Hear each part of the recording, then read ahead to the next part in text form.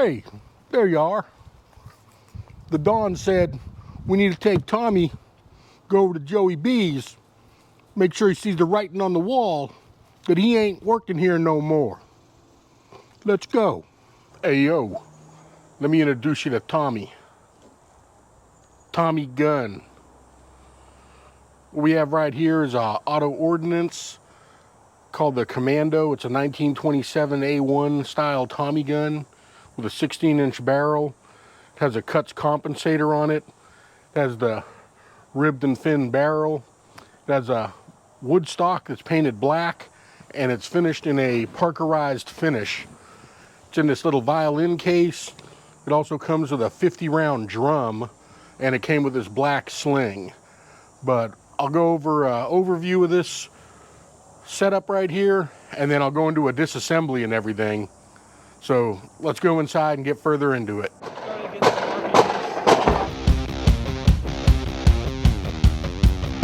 All right, so let me go over the disassembly of this first, and then I'll go over talking about some of the stuff with it. It's kind of hard to lock the bolt back. It's a heavy weapon and everything, but the easiest way to do it is if you pull back on the charging handle, it'll lock the bolt to the rear. Then you can release the magazine and drop it out, and that'll keep the bolt to the rear position so you can check the chamber to make sure it's clear. And this side right here will give you a good check on that. I'll show you afterwards how to do the full release of it and everything. But what you want to do is make sure it's clear. Once you make sure that it's clear and everything, you can rotate the selector lever over here from safe to fire and pull the trigger to spring everything forward and everything. The way to take this down is going to be on the back part over here. Let me focus in on it. Alright, so the way this is going to work is it's going to separate the top part of it from the bottom part of it. And the way that's done is on the bottom here, there's a little plunger. And you can kind of work it with your finger if you squeeze it in there and fight with it. But it's a lot easier to do with a screwdriver. And then once you get it halfway out, there's a part that I tend to struggle with a bit. We'll see how that works out and everything. But if you push up all the way on this right here and get it inserted, then you can start sliding this part off. And it slides real smooth. It's real well put together overall. You can hear that little click. And then right about here, it's going to kind of stick. And I find if I pull it up this way and pull the trigger, it'll get it over a little bit of a clamp thing. And then if you put the screwdriver underneath and pry up on it, usually you can get it the rest of the way to come off. And sometimes you got to get that screwdriver under there pretty good, but it basically just slides off, and then you end up with the top and the bottom part separated. And then from there we can start taking it apart a little bit further on the top of it. And the way that works out is we flip it over upside down, kind of take the screwdriver again. We can pry up on the recoil springs here, push in a little bit, and it'll pull out. And basically you have these dual recoil springs with a guide rod. Nothing's retained or anything like that, but you can keep that part together. Once that part's out, you can end up pulling out the guide rod and spring thing that works for the firing pin. There's going to be a bolt in here, so if we tilt it back a little ways, we can get that to come out. That's what holds the handle itself on. Let me pause for my dog. Alright, hopefully my dog got most of that out of her system. And if we turn it over and we pull it back to where the hole is right here, then we can pull up and remove the charging handle part right here that comes out. That's what it looks like. Then we can flip it back over, and we're going to have the bolt assembly that pulls right on out. And it's staked in with the firing pin and everything, but if you push it forward, you can kind of see the firing pin come out there, and it slides back. It has a decent amount of travel to it, but it's basically a solid block, and it fits inside here and basically cycles through. As you shoot, it's basically just one after another. Real simple, smooth, reliable design. Overall, they work great. The open bolt that it was designed to take shoots a whole lot better, being that it fires single shot semi-automatic from a closed bolt. There are some little challenges with it, but this is basically as far as you'd take it down to do some type of cleaning on it or something like that. They do get dirty, they do have to be cleaned and maintained, but the disassembly isn't that bad, other than you do have to use a screwdriver. If there's another way of taking it apart that's simpler that I don't know about, drop a comment down there and let me know. Let's go ahead and get this thing back together. It's pretty simple and easy just to reverse. All right, so we can take our bolt, put the bolt back in, flip it over, line up where the bolt handle goes. Obviously, you're going to want to see through the sight so you know which way it gets set up properly there. Slide it forward. Just a light I'm knocking over. Then we can take the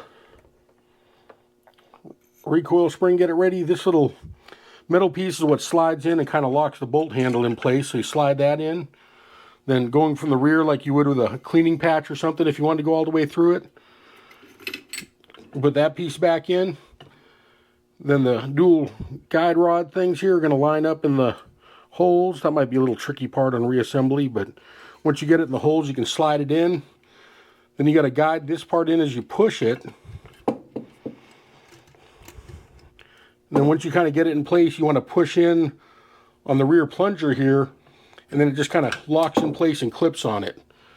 Once you get to that part, it's pretty simple. Then it's just matching up the sides and sliding it back together. The slides will match up right about. Workbench isn't long enough to do it. Once you get it right about there, it goes right back together, and that's basically your disassembly and assembly for field cleaning and everything. Probably take you back outside and go over a little bit more of this. Are you into mini rigs or maybe mini SP5 clones? If you're into firearms and you're into gear, do me a favor, subscribe to Cav Cop down below. Help this small independent channel out. Thank you very much. Let's continue on with the show. All right, so the original auto ordnance was designed in 1918, and 2 days prior to the end of World War II, the first prototypes are supposed to ship out to the European theater to be tested. This right here is the modern day auto ordnance version. Auto ordnance originally designed this through Thompson. Thompson was a general, and I'll probably do another video going over the true history of the Thompson and everything, get a little bit more in depth with it.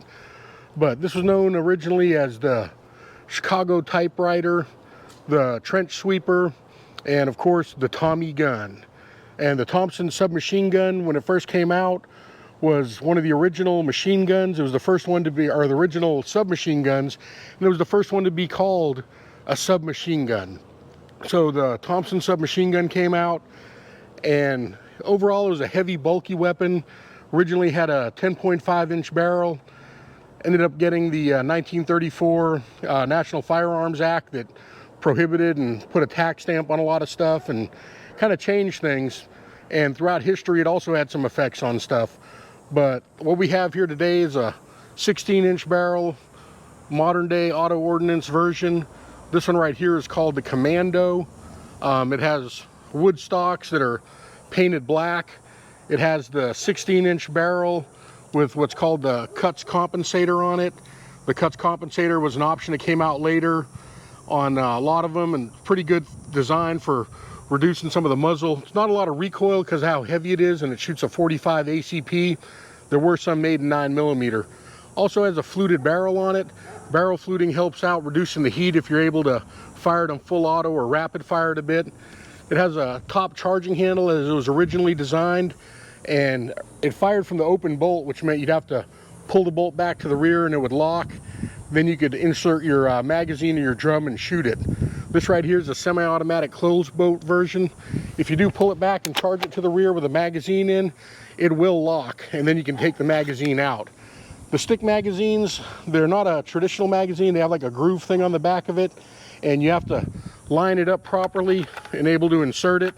And then once you're able to do that, which can be tricky, then you can end up loading it in. A lot of times people would lock the bolt back in order to load it. For the drums, you kind of have to do that. With the stick magazines, you can slap them in when it's closed and everything, but it's not something I always like to do, slamming it in there and everything. If you do happen to release the bolt and it goes forward, there's a latch in here where the magazine is that pushes up. And what you can do is you can push up on it and you get the bolt to the rear, and you can manually lock it to the rear if that's what you want to do. All right, when it comes to the drum actually slides in, and part of the trigger release part locks up with a part here on the drum. It becomes pretty heavy with the drum when loaded. You can kind of hear the rounds rattle a bit. A lot of people didn't like the drum in the gangster films and stuff like that you'd see, and back in the roaring 20s when the 20s roared because of the Thompson. A lot of people would have a 50-round drum and just try to shoot all of it, but it wasn't quick or easy to reload. A lot of troops preferred the regular magazines. In order to take the drum out, you either need to have a third hand, or they have a thing called a third hand that goes in that they sell that makes it easier to remove the drum once it's put in. And it's a little device that clips in here. Not sure how well this will show, but there's this little device they call the third hand. If you're using drum magazines, this little piece right here, sold by Thompson, it goes in and clips inside where normally the stick magazine would go. And what it does, it allows you to get the drum magazine in there, and it gives you another way to release it. Otherwise, when the drum magazine's in there, you're gonna have to hit a bunch of different levels and angles, so it's a lot harder to take out. Sometimes it's hard to align when you're doing the side drum magazine changes, so it's easier for the sticks.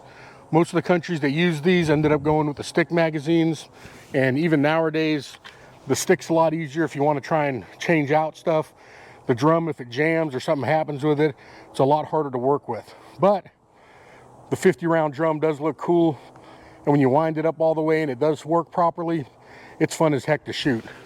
The buttstock on it's neat because it kind of curves down a bit, so you can actually get decent sights on it without having to hunker down and bring your chin down into it. You can kind of do it standing. Realistically, firing from the hip is actually more natural and a lot easier. So it's kind of one of those guns, if you want to go out, shoot, and have some fun, shooting from the hip with this thing is a lot of fun. Due to the weight, trying to hold and aim it, it's a little bit harder. The rear sight is semi-decent. You can pop it up, and it does have a adjustable peep sight made for long range, because everything back in the World War II time period was looking at long range shooting and stuff. But realistically, this right here is probably one of the original CQB type guns. This is the stuff that was used in trenches and close-in fighting. This is the stuff that gangsters use in urban cities. And nowadays, it's kind of outdated and old, some say, but a lot of history to it. Kind of a neat gun. It's made out of a solid piece of milled metal. It's not stamped or anything like that. So it has a lot of heft and a lot of durability to it. Modernized, it's not, but this right here is probably one of the original pistol caliber carbines that came from the United States military. 1911, the 1911 came out. 1918, the Thompson Sub Machine Gun came out. Both of them helped forge America forward and win wars. Hope you enjoyed this. Till the next video, Cav Cop out.